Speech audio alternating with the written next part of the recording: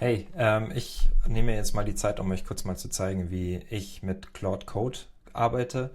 Ich habe ein bisschen rumgewerkelt, habe jetzt eine Automatisierung gebaut und wollte euch einfach mal zeigen, was die so beinhaltet, weil ein paar von euch gefragt hatten. Genau. Ich habe mir ein Skript gebaut. Ich habe das hier Python Claude Code Clicker genannt. Also ihr kennt wahrscheinlich Claude Code alle schon, deshalb werde ich nicht drauf eingehen, wie das funktioniert. Das Ganze wird einfach mit Python run.py gestartet. Dann kommt hier so ein kleines Interface. Und ich habe mir da so Workflows gebaut. Und diese Workflows haben verschiedene Funktionen.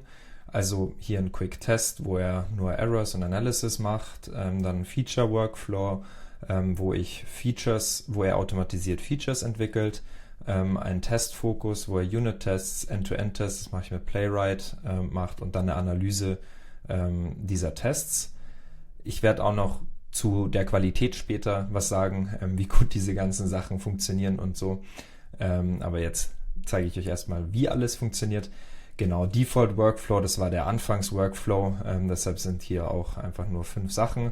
Dann habe ich einen Quality Focus, der keine neuen Features entwickelt und einfach die ganze Zeit nur Analysen durchführt und Security Checks und so weiter. Und dann haben wir hier einen Issues Focus, welcher drauf schaut, was sind momentan so die Probleme. Und dann haben wir noch Test Preparation und eine Issue Analysis. Issue Analysis habe ich jetzt vorher nochmal neu gemacht, weil da waren ein paar Fehler drin und im Prinzip läuft der Ablauf bei den meisten Sachen so, dass ich sowohl Claude Desktop als auch Claude Code verwende. Also hier zum Beispiel haben wir jetzt Claude Desktop. Das ist so eine Issue Analysis. Das hier ist eine Prompt, auch von Claude Code generiert nach meinen Angaben. Und diese Prompt sagt im Prinzip, was er analysieren soll. Mit MCP File System geht er dann durch das gesamte File System durch, arbeitet sich da rein und schreibt dann aber auch in unsere To-Do-List, die ich euch auch gleich zeige, was zu tun ist. Und diese To-Dos übernimmt dann Claude Code und implementiert sie sozusagen. Genau. Jetzt mal hier, es sind wahnsinnig viele MD-Files, also Markdown-Files, die er hier anlegt. In AI-Nodes, das könnte man auch noch ein bisschen schöner machen, aber es geht jetzt erstmal darum, dass es funktioniert. Vielleicht starten wir mal mit der To-Do-List. Also, was ich hinterlegt habe in der System Prompt, sowohl von Claude, also Claude.md, als auch von Claude Desktop, dem Projekt, sind die folgenden Files. Also wir haben einmal ein To-Do Today Team, was sozusagen das höhere Ziel der Sachen ist, die wir diese Woche bauen wollen. Und das heißt, da sind Sachen, die sozusagen ein Claude Code jetzt nicht mit einer Prompt erledigen könnte, sondern das wäre eher so, das wollen wir in den nächsten 5 Tagen mit Claude bauen. Beziehungsweise wir als Menschen sozusagen in den nächsten 5 Tagen bauen. Claude Code kann es dann natürlich in einem Tag vielleicht schon hin machen. So, hier, diese To-Do wird auch die ganze Zeit geupdatet. Also sowohl von Claude Code als auch von Claude Desktop. Das heißt, Claude Desktop schreibt sozusagen erstmal diese To-Do und dann führt Claude Code diese aus und updatet sie. Dann haben wir eine To-Do Today Engineer. Das ist dann, was der Engineer, also Claude Code, heute erledigen soll. Und dann haben wir eine To-Do Now. Das ist dann, wenn spezifische Sachen von Claude Desktop gefunden sind, die er jetzt wirklich machen soll in diesem Moment. Also zum Beispiel, er soll einen NPX Playwright Test laufen lassen, also die Tests wirklich mal laufen lassen. Oder er hat ein ganz spezifisches Problem gefunden mit Syntax oder so. Das soll er dann spezifisch in diesem Moment erledigen. Also das sind unsere 3 To-Do-Files. Die werden von allen beiden geupdatet. Und es geht sozusagen von groß zu klein. Das ist ja etwas, was meist gut funktioniert bei KI. Dann haben wir noch 2 weitere wichtige Themen. Sind unsere Manifestos. Die habe ich jetzt entwickelt, nachdem 2 Wochen lang einmal im Kreis drehen war, dann wieder hat es besser funktioniert, wieder schlechter. Und ich versuche jetzt was zu bauen, was ihm so Guardrails gibt. Also wo er im Prinzip nicht zu sehr ausschwenkt in ich vibe-code alles, KI kann machen, was sie will, aber auch nicht zu ich habe einen persönlichen Stil, den ich unbedingt hier vermitteln möchte, und nur meine persönliche Syntax oder meine Meinung ist die richtige, sondern es geht darum, wir möchten, dass es funktioniert und es soll aber realistisch genug bleiben, dass die KI es auch umsetzen kann. Und deshalb habe ich hier so ein Manifesto angelegt. Ich habe das wird auch regelmäßig geupdatet. Aber die Philosophie dieses Manifestos ist eigentlich: Cleverness ist der Feind der Wartbarkeit. Wir schreiben Code, den ein müder Junior Developer um 3 Uhr morgens versteht und den Claude Code sauber ergänzen kann. Also hier sind dann solche Sachen wie Reasonable Length von Pfeilen, keine 800 Zeilen, dann keine Any's, damit wir halt type-safe bleiben, dann keine Business Logic mit UI mixen, das ganze Zeug. Genau, und dann haben wir noch ein Boring Test Manifesto, was hier dann einmal deklariert, wie sollen diese Tests aussehen. Also Zieltests sollen langweilig, klein und exakt sein, so stabil, dass selbst ein übermütiges LLM sie nicht austricksen oder autokorrigieren kann. Jeder fehlgeschlagene Test signalisiert wirklich einen Produktbug, niemals nur einen zerbrechlichen Selektor. Zu den Tests komme ich auch später nochmal, weil das ist auch so eine Sache. Genau. Und was ich dann noch hinzugefügt habe, war die Ideas-File, bei der ich neue Feature-Ideen reintun kann. Ich hatte auch schon überlegt, sie in Backlog umzubenennen. Das wäre vielleicht smarter, aber ich müsste dann auch hier drüben das Skript und die Prompts ändern und so weiter. Aber ist eine Option. Und Issues sind Fehler, die ich sehe, während ich teste. Also er arbeitet hier und das Ganze hier ist jetzt ein MacBook Air, was zugeklappt läuft und ich schalte mich per VNC drauf, also Remote Viewer, weil wenn Claude Code am Desktop klickt und so weiter, kann ich offensichtlich nicht an meinem Laptop dann damit arbeiten, aber ich brauche den anderen Laptop brauche ich ja, um E-Mails zu schreiben und Co. Deshalb habe ich jetzt hier einen Laptop, der praktisch nur dafür da ist. Und hier zum Beispiel bei den Issues hat er auch gesagt, okay, Code-Style-Issues gibt's noch, es gibt noch andere Issues, und wenn ich jetzt noch ein Problem habe, dann schreibe ich das hier unten einfach rein und das zieht er sich bei der nächsten Iteration.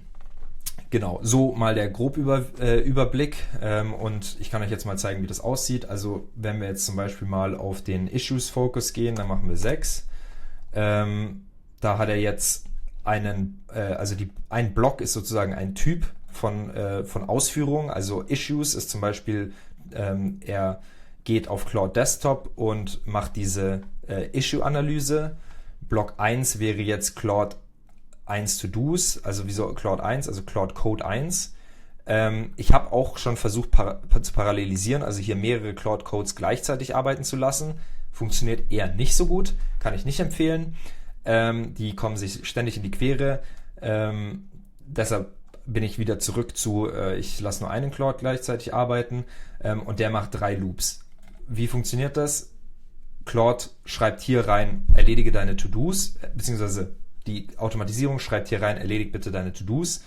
Claude Code arbeitet und sagt, ich bin fertig, aber wir kennen KI, die ist dann tatsächlich nicht fertig. Also was wir dann machen ist, wir löschen den Kontext und schreiben ihm nochmal, erledigt deine To-Dos. Und er hat ja die To-Dos geupdatet, mit was er vorher alles erledigt hat. Das heißt, er geht dann in den nächsten Run und erledigt die nächsten To-Dos.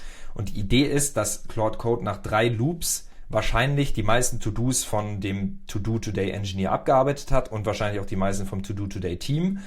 Und dann können wir ihm neue To-Dos geben. Das heißt, wir gehen nochmal in den Issues-Block und sagen, analysiere nochmal die Issues, bla bla bla, sind die jetzt wirklich gefixt und so weiter und so fort.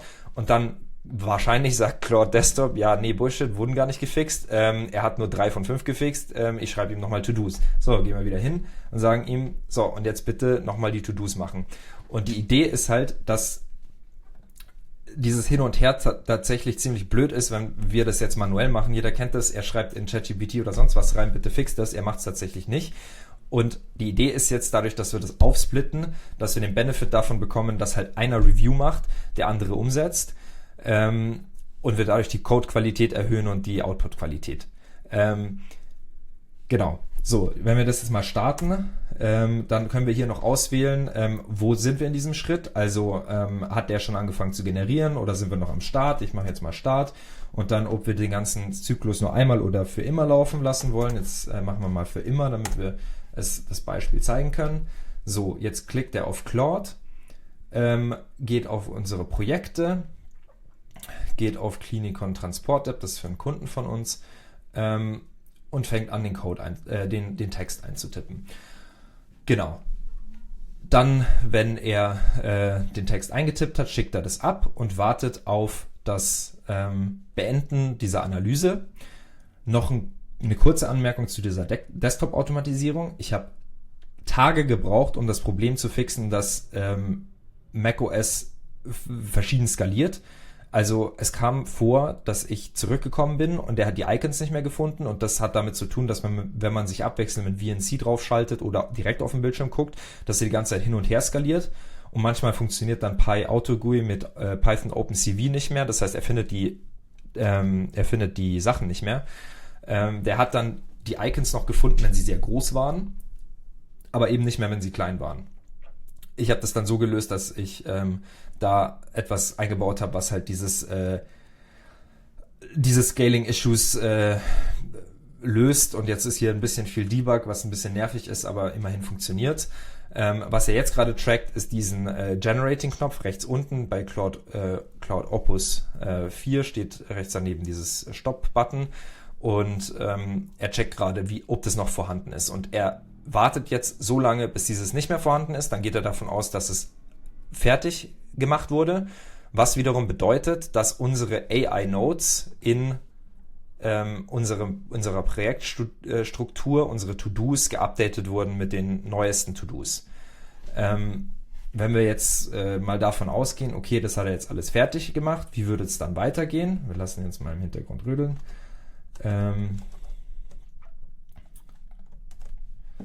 Dann können wir einmal hier hingehen und können sagen, wir machen jetzt nochmal, wir hatten Issues Focus, glaube ich, ausgewählt.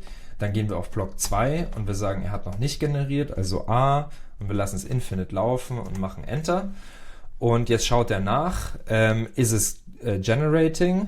Also erstmal geht er auf WebStorm, klar, dann klickt er auf Claude Code und jetzt schaut er, ob dieses Escape to Interrupt, also immer wenn Claude Code generiert, kommt Escape to Interrupt, das seht ihr auch gleich. Und jetzt schaut er kurz, ob das weg ist. Genau, jetzt macht er Clear und jetzt fängt er an, seine Prompt einzutippen. Und diese Prompts sind halt auch so designt, dass er sich an diese Boring Code Manifesto hält und an das andere Boring Test, wenn er Tests schreibt. Und mit diesen Prompts hoffen wir, dass er sich an die ganzen Sachen hält. Und wenn wir jetzt mal zu den Ergebnissen schauen, wie das tatsächlich dann auch ist, wenn er sowas baut, dann können wir uns hier mal die Projektstruktur anschauen. Also im Prinzip hat das Ganze so als einfaches TypeScript-Projekt mit riesen Komponenten im MVP-Style gestartet. Und mein Ziel war es jetzt mit dieser ganzen Automatisierung ein vollkommenes Refactoring zu machen und gute Test-Coverage zu bekommen. Das Ganze aber auch noch accessible zu machen. Also alles, was eigentlich so Qualitätsanforderungen wären an eine ordentliche Next.js-Application. Und eben auch ordentliche Tests und das Ganze aber auch so abstrahiert, dass man es schön erweitern kann, ohne nochmal alles neu schreiben zu müssen.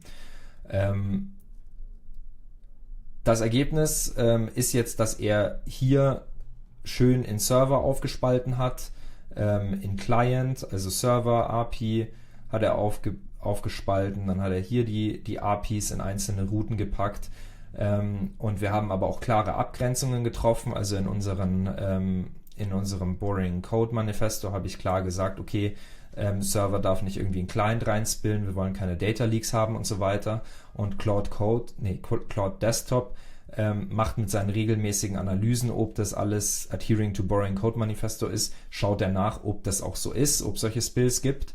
Und falls es welche gibt, dann fixt er sie sozusagen oder gibt den Auftrag, dass Claude Code sie fixen soll.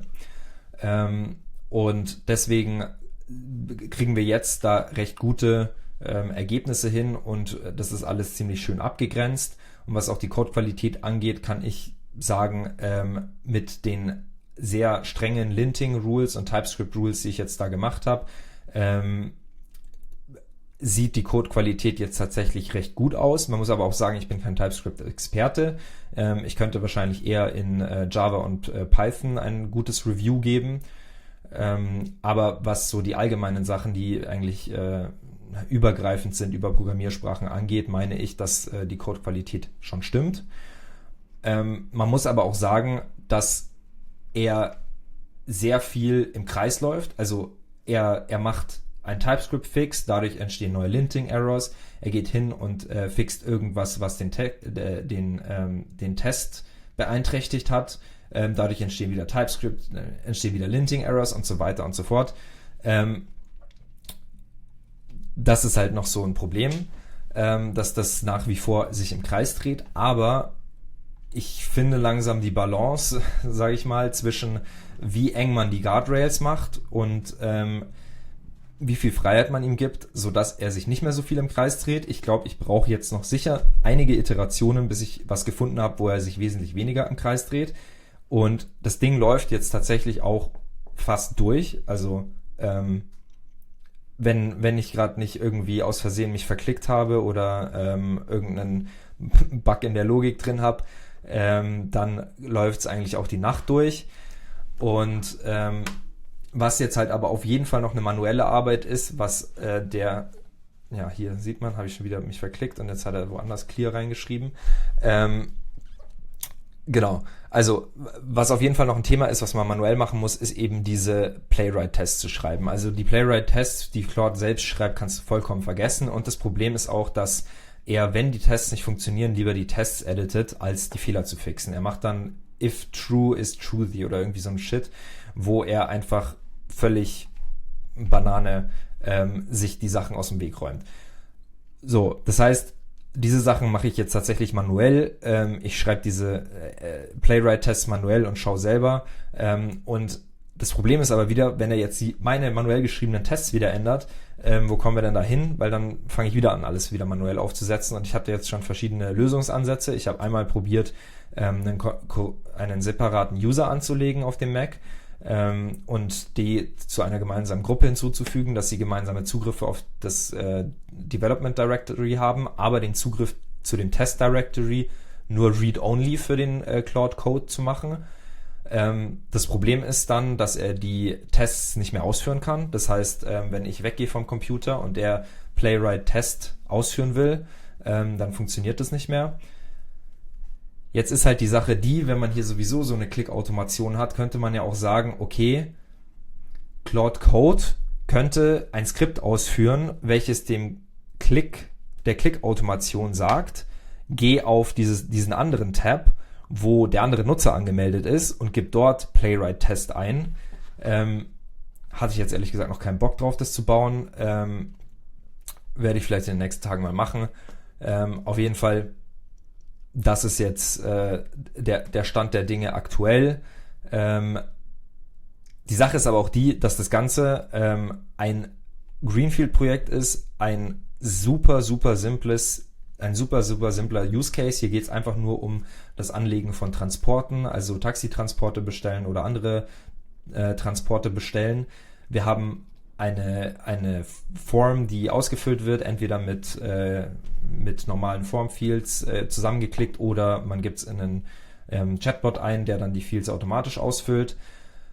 Letztendlich hat man aber wirklich alles nur Standard. Das ist so das Simpelste, was es gibt vom Anwendungsfall her, rein technisch gesehen. Und bei allem, was Custom ist, beißt er sich eigentlich die Zähne aus.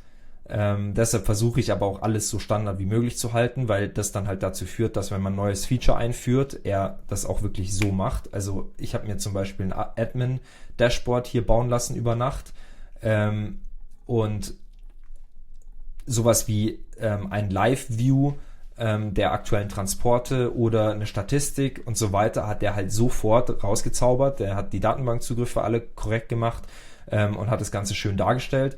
Aber man konnte die Hälfte der Bezeichnungen nicht lesen, weil sie zu hell waren auf dem hellen Hintergrund. Ja, toll. Ja, also deshalb,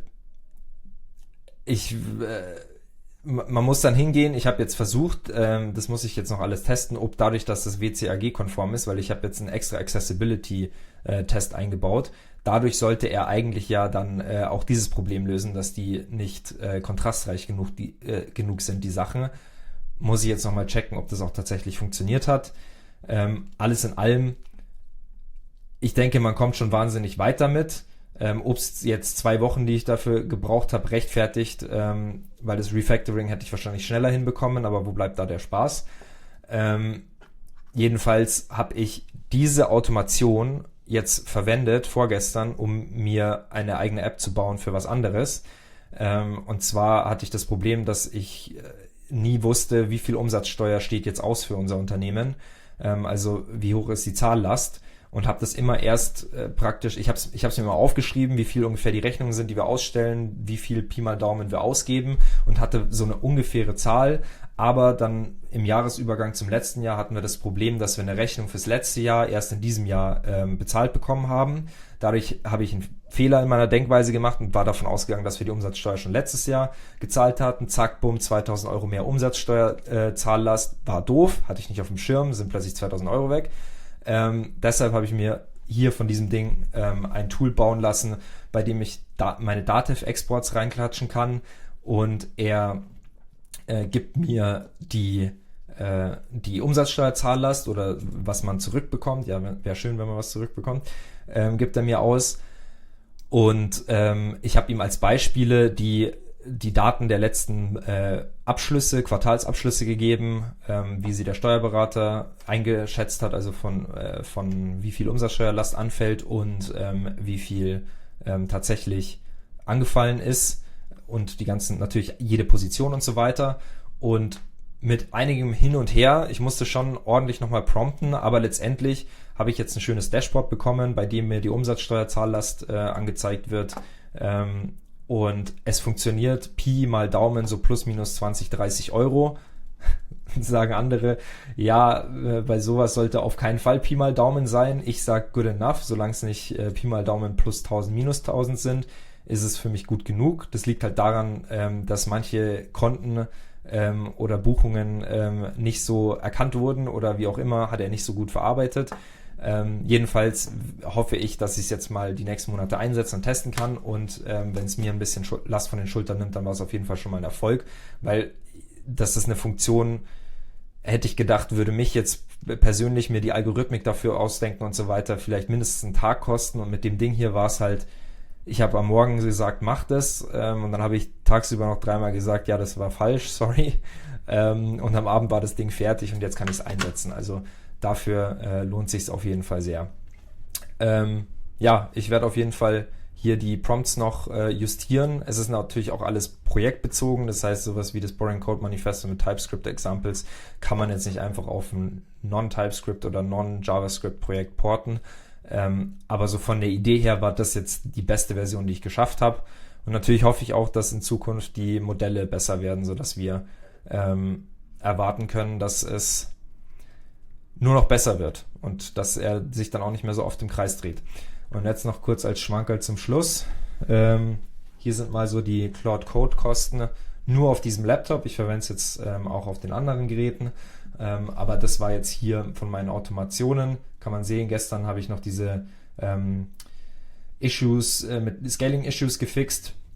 Das war jetzt heute, aber man sieht auf jeden Fall, also das war jetzt der Tag lief es, glaube ich, komplett durch. Da war ich dann bei $650 Token Usage, 512. Und ich meine, also ich gehe mal davon aus, $300 bis $400 Token Usage wird man schon hinkommen pro Tag, wenn man diese Automation nutzt. Deshalb, es lohnt sich auf jeden Fall, wenn man es so viel nutzt und wenn man es gebrauchen kann, sich dann auch das Claude Max Abo zu holen. Und ja, ich habe jetzt sehr viel geredet. Es ist tatsächlich das erste Video, was ich so gedreht habe. Ich tue mich schwer. Ist mir ein bisschen unangenehm vor der Kamera. Ich hoffe, es wird in Zukunft besser. Was mich auf jeden Fall sehr freuen würde, wäre, wenn ihr mir kurz Feedback geben könntet, wie ihr es fandet, was ich besser machen könnte. Vielleicht mache ich dann in Zukunft nochmal ein paar Videos zu solchen Themen. Könnt ihr auch mal sagen, wo ich zu viel geredet habe, wo ich zu wenig geredet habe, was ich noch zeigen sollte. Und ja, wenn ihr Interesse habt, dass ich diese